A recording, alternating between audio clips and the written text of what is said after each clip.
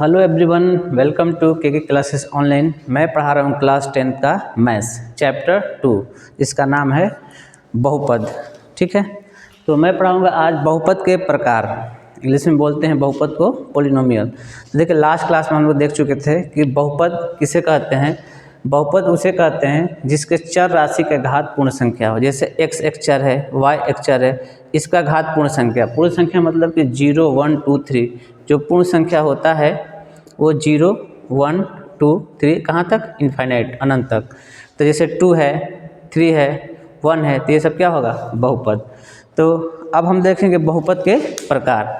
देखिए, बहुपद के जो प्रकार हम लोग को देखना है, तो बहुपद का जो प्रकार है वो दो पार्ट में डिवाइड किया गया है, एक घात के आधार पे और दूसरा पद के आधार पे। तो देखिए, घात के आधार पे पहले हम लोग देखेंगे घात के आधार पे कैसे हम लोग बहुपद को पहचानेंगे।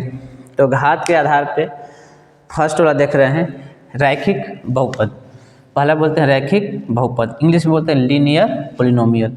तो रैखिक बहुपद क्या है, ऐसा बहुपद जिसमें चर राशि का अधिकतम घात 1 हो। जैसे चर राशि x, y, z ये था, उस पर अधिकतम घात 1 हो, 1 से ज़्यादा नहीं होना चाहिए, उसे हम लोग बोलते हैं रैखिक बहुपद। इंग्लिश में बोलते हैं पॉलिनोमियल, लीनियर पॉलिनोमियल।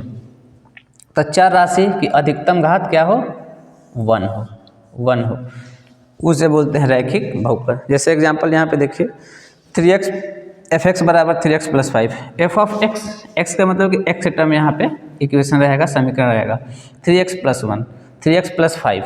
तो हम देखेंगे चर, तो चर x, y, z ये होता है, तो x पे अधिकतम घात यहाँ कुछ नहीं तो कितना है, 1 है। तो ये कौन सा कहलाएगा, रैखिक बहुपद। तो कितना आसान है कि बस हमको चर देखना है, उस पर अधिकतम घात 1 हो, उससे हम लोग बोल देंगे रैखिक बहुपद। अच्छा, और एग्जांपल 3y + 9, y पे घात कितना है, 1 है, तो ये भी रैखिक बहुपद है। और मैं बोलूँ x² + 5, ये रैखिक बहुपद है। देखिए, x पे घात कितना है, 2 है, अधिकतम घात कितना होना चाहिए, 1, यानी चर राशि पे घात 2 नहीं होगा, चर राशि पर अधिकतम घात 1 होगा, तो यह रैखिक बहुपद नहीं होगा। ठीक है, अब रैखिक बहुपद का मानक रूप या उसी को बोलते हैं व्यापक रूप, इंग्लिश में बोलते हैं जनरल फॉर्म। तो देखिए, जनरल फॉर्म होता है ax + b। देखिए, ये अचर है, चर है, और ए बी यहाँ पे लिखा हूँ, इसको मैं लिख रहा हूँ कि जो ए बी है वो अचर राशि है। अचर राशि के मतलब कि यहाँ पे कोई 2, 3, 4 ऐसे कुछ वैल्यू आ सकता है। तो ये ए बी अचर है और x क्या है, चर है। तो चर पे घात अधिकतम कितना है, 1 है। तो ये क्या हो गया आपका मानक रूप, जनरल फॉर्म रैखिक बहुपद का ax + b, जहाँ ए बी अचर राशि है और a ≠ 0। ये a 0 नहीं हो सकता है। सपोज करें a की वैल्यू अगर हम 0 रख देंगे तो ये टर्म को पूरा 0 कर देगा, चर राशि रहेगा ही नहीं, तो फिर ये रैखिक बहुपद नहीं कहलाएगा। तो a ≠ 0, a 0 छोड़ के कुछ भी यहाँ रख सकते हैं, तो ये रैखिक बहुपद हो गया। उसी तरह द्विघात बहुपद, ऐसा बहुपद जिसमें चर राशि का अधिकतम घात कितना हो, 2 हो। जैसे देखिए, 3x² + 2x - 10, चर राशि x, ये पूरा बहुपद है, इसमें x का अधिकतम घात कितना है, 2। ये क्या होगा, द्विघात बहुपद कहलाएगा। इंग्लिश में बोलते हैं क्वाड्रेटिक पॉलिनोमियल, क्वाड्रेटिक पॉलिनोमियल, द्विघात बहुपद। जैसे मान लीजिए 3y² + 5, x पे पावर, y के पावर कितना है, अधिकतम 2 है, ये भी क्या होगा, द्विघात बहुपद। यहाँ अगर 3 हो जाता तो द्विघात बहुपद नहीं होता है। अब इसका मानक रूप general form ax² + bx + c, अधिकतम घात 2, जहाँ a b c क्या है, वास्तविक संख्या है और a ≠ 0। सेम वही द्विघात समीकरण का व्यापक रूप ax² + bx + c, a ≠ 0, a 0 नहीं हो, क्योंकि अगर 0 होगा तो ये x पे पावर जो 2 है ये पूरा टर्म 0 हो जाएगा, तो अधिकतम घात 2 नहीं मिलेगा, तो ये फिर द्विघात बहुपद नहीं कहलाएगा। तो यहाँ पे x पे पावर 2 होना चाहिए और a ≠ 0 होना चाहिए। उसी तरह तीसरा है त्रिघात बहुपद। तो त्रिघात मतलब क्यूबिक पॉलिनोमियल, इंग्लिश में बोलते हैं इसको क्यूबिक पॉलिनोमियल। तो ऐसा बहुपद जिसमें चर का अधिकतम घात कितना हो, 3 हो। जैसे देखिए 8x³ ये क्या है, त्रिघात बहुपद है। मानक रूप, व्यापक रूप या general form ax³ + bx² + cx + d। A B C D अचर राशि है और x⁻³ इसके जो गुणांक है, इसको कोफिशिएंट बोलते हैं गुणांक, ये नॉट इक्वल टू 0, यहाँ भी नॉट इक्वल टू 0, यहाँ भी नॉट इक्वल टू 0। तो कितना आसान है घात के आधार पर बहुपद के प्रकार को समझना। रैखिक बहुपद, द्विघात बहुपद और त्रिघात बहुपद। और भी इसमें होता है पद के आधार पे। सेकंड की अगर बात करें तो होता है पदों के आधार पे। तो पदों के आधार पे जैसे एक पदी, जिसमें एक पद हो, जैसे 3x², तो जो मल्टीपल में रहेगा उसको एक पद रहेंगे, जैसे गुणा में। अगर इसी को मान लीजिए 3 + x² कर देंगे तो इसको दो पद माना जाएगा, यानी प्लस माइनस के साथ हम पद को सेपरेट करते हैं। तो यहाँ पे ये एक पदी है। अगर दूसरे बात करें द्विपदी, द्विपदी जिसमें दो पद यानी x² + 8, एक पद ये प्लस के साथ अलग है, इसको दूसरा पद मानेंगे दो, तो एक एक और दो पद हो गया पद के आधार पे, इसे बोलेंगे द्विपदी। थर्ड की बात करें त्रिपदी, जिसमें तीन पद हो, जैसे x² + x + 1, एक प्लस और मान लिया माइनस होता है प्लस कुछ भी रख सकते हैं, तब प्लस माइनस के साथ पद अलग होगा तो एक पद इसको काउंट करेंगे, एक पद ये, एक पद 1 2 3 यानी त्रिपदी। तो तीन पद आया तो उसे हम बोले त्रिपदी। अब पद और घात के आधार पर अगर देखें, जैसे x², एक पद है तो एक पदी, एक पदी। तो पद के आधार पर अगर इसी को हम घात के आधार पर देखें तो इसमें घात कितना है 2, इसको कहेंगे द्विपदी, मतलब द्विघात, द्विघात। घात के आधार पर द्विघात और पद के आधार पे एक पदी। जैसे x + 2, घात के आधार पे दो पद है, एक और एक दो यानी द्विपदी, और घात एक है यानी रैखिक हो जाएगा। तो पद के आधार पे और घात के आधार पे, जैसे x² + x + 2, तीन पद है त्रिपदी, घात कितना है 3 2, तो हो जाएगा द्विघात। यहाँ पे मान लीजिए x³ रहता एक पद एक पदी, घात कितना है 3 है, तो हो जाएगा त्रिघात समीकरण, त्रिघात बहुपद, समीकरण नहीं त्रिघात बहुपद।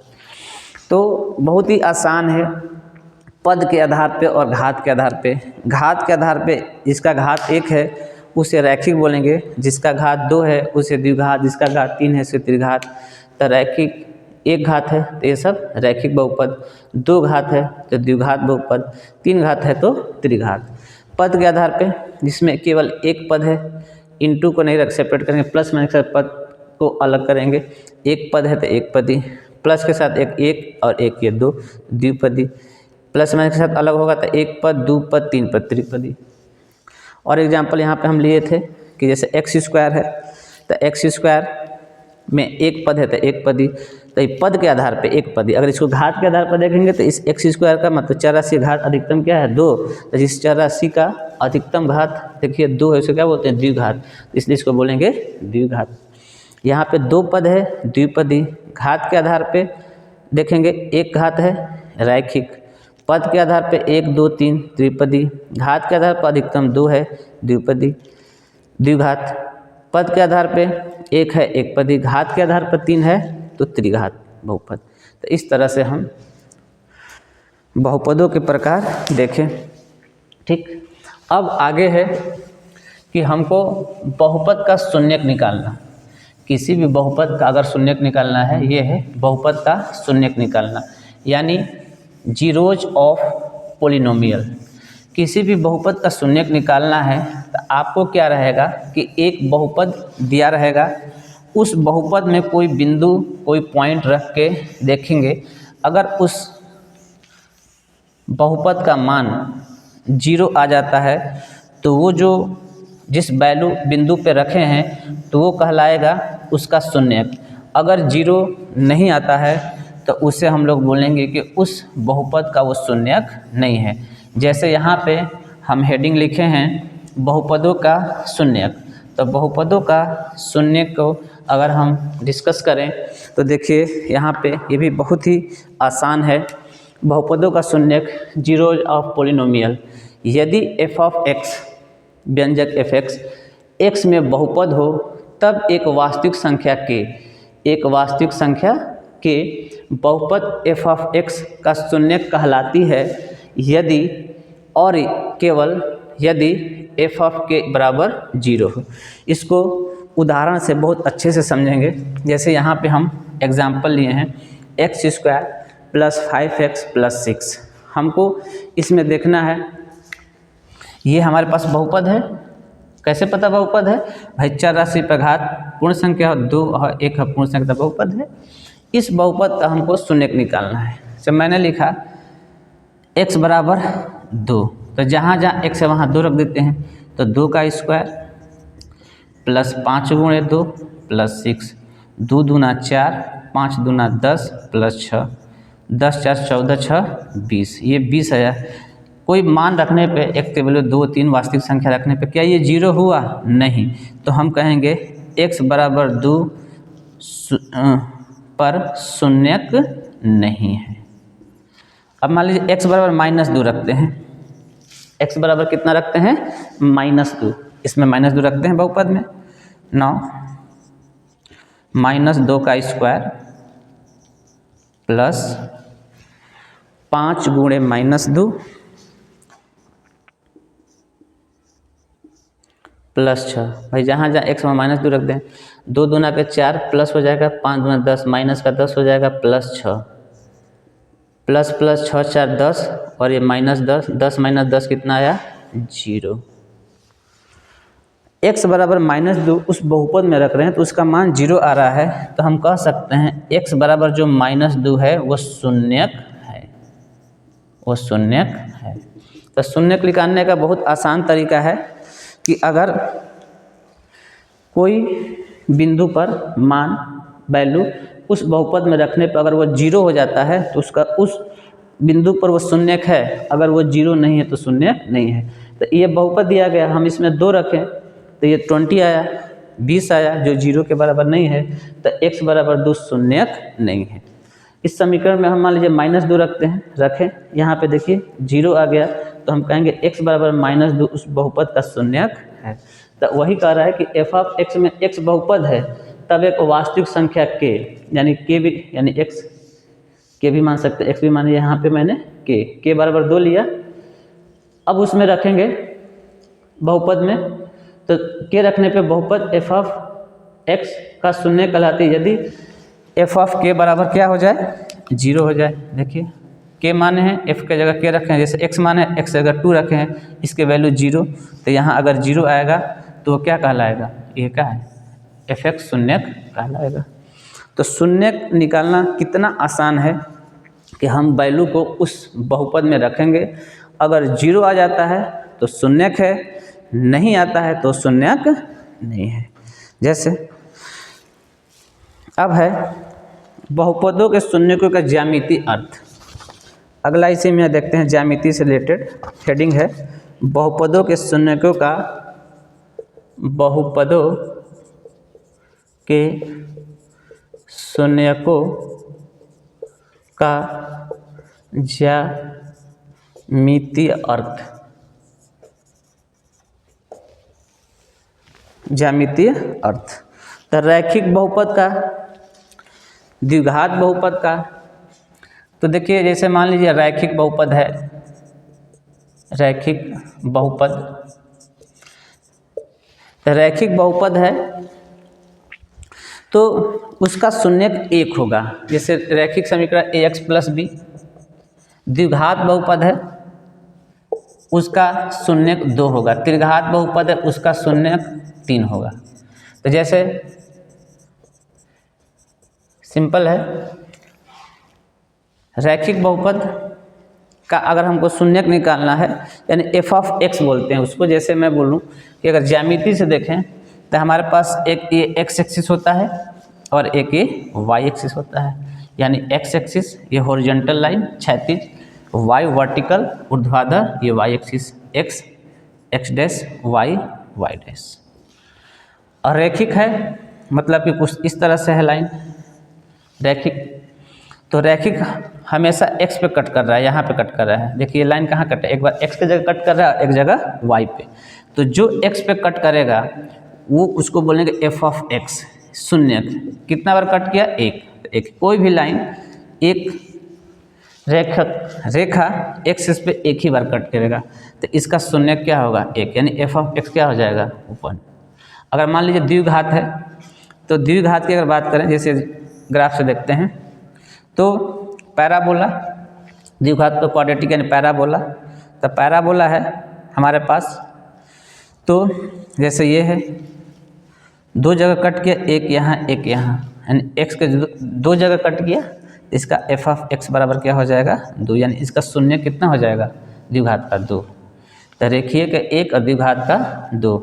तो इसमें जैसे आपको ग्राफ दे देगा और उसमें f ऑफ x कहेगा फाइंड करने के लिए, तो x कहेगा तो x पे वो ग्राफ मतलब कि वो लाइन या पैराबोला या किसी तरह का ग्राफ x अक्ष पे जितना बार कटेगा वही उसका शून्य कहलाएगा।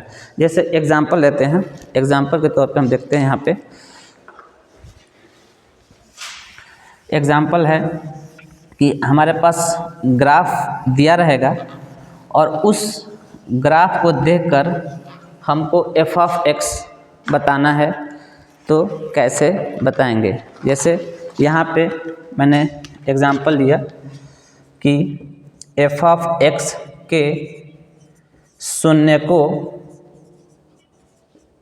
की संख्या ज्ञात करें, शून्यकों की संख्या ज्ञात करना है। तो हमारे पास जैसे दे दिया डायग्राम, फर्स्ट है, यहाँ मैं बना दे रहा हूँ डायग्राम, ये है x डैश, एक इस तरह से है, सेकेंड ये है हमारे पास ऐसे है, इस तरह से है, थर्ड है, ये दिया गया है, ये है, ये दिया गया है, फोर्थ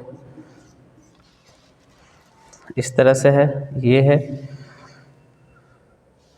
ये दिया है, और फिफ्थ इधर रख लेते हैं, फिफ्थ है, इस तरह से है, ये है, ये है। शून्यकों की संख्या निकालना है, दे दिया है, ये एग्जाम्पल दे रहे हैं, बहुत आसान है, देखिए कैसे बताएंगे। यहाँ पे कह रहा है कि f ऑफ x के शून्यकों की संख्या, तो f ऑफ x के एक ग्राफ दिया रहेगा, जैसे x ये y डैश है, ये ग्राफ दिया रहेगा और इस ग्राफ को देख के बताना है शून्यकों की संख्या यानी f ऑफ x, एक ही बात है। तो f ऑफ x के शून्यकों की संख्या ज्ञात करने का मतलब कि जो ग्राफ x में कितनी बार कट कर रहा है। देखिए यहाँ पे ये ग्राफ a है, यहाँ पे एक बार में x अक्ष को कितनी बार कट कर रहा है, ये ग्राफ x अक्ष को कितनी बार कट कर रहा है, यहाँ एक बार, तो f ऑफ x बराबर 1, या बोल सकते हैं शून्यकों की संख्या 1। शून्यकों की संख्या कितना हो जाएगा, 1। ये देखिए ये x है, ये x डैश है, ये y है, ये y डैश। ये ग्राफ दिया गया x पे कितने बार कट कर रहा है, एक यहाँ कट किया, एक यहाँ, तो f ऑफ x बराबर कितना हो जाएगा, शून्यकों की संख्या 2 हो जाएगा। ये ग्राफ देखिए, ये दिया गया है, ये x है, ये x डैश है, ये y है, ये y डैश है। ये ग्राफ दिया गया है, इस ग्राफ को देखकर ये बोल रहा है कि f ऑफ x के शून्यकों की संख्या यानी f ऑफ x या शून्यकों की संख्या। तो ये ग्राफ को देखेंगे x में कहाँ कितना बार कट रहा है, तो देखिए यही x लाइन है, तो एक बार यहाँ कट किया, टच कर रहा है, कट कर रहा है, एक बार यहाँ कट कर रहा है, एक बार यहाँ, काउंट करिए 1 2 3। तो इस ग्राफ का शून्यकों की संख्या 3, यानी f ऑफ x बराबर हो जाएगा 3। इसको देखिए, ये x है, ये x है, ये y है, ये y डैश है, ये ग्राफ है, ये तो y पे कट कर रहा है, x पे देखिए यहाँ कट कर रहा है, तो f ऑफ x बराबर हो जाएगा 1, शून्यकों की संख्या 1। इसमें था शून्यकों की संख्या 2, इसमें था शून्यकों की संख्या 1। ठीक, लास्ट ये दिया है, ये है हमारे पास x है, x डैश है, y डैश है, ये है ग्राफ। तो x में कहाँ कट कर रहा है, देखिए ये y है तो y पे कट कर रहा है, लेकिन x में टच नहीं है, कहीं x में एक भी कट नहीं कर रहा है, तो f ऑफ x बराबर हो जाएगा 0, यानी शून्यकों की जो संख्या हो जाएगा वो क्या हो जाएगा, 0। तो इस तरह से ग्राफ दिया रहेगा, तो उस ग्राफ के हेल्प से हम शून्यकों की संख्या बता सकते हैं। और जीरोज फाइंड करना है तो हम वो वैल्यू उस बहुपद में रखेंगे। अगर वो 0 के बराबर हो जा रहा है तो हम कहेंगे उसका शून्यक है, अगर नहीं बराबर हो रहा है तो कहेंगे शून्यक नहीं है। Okay, thank you.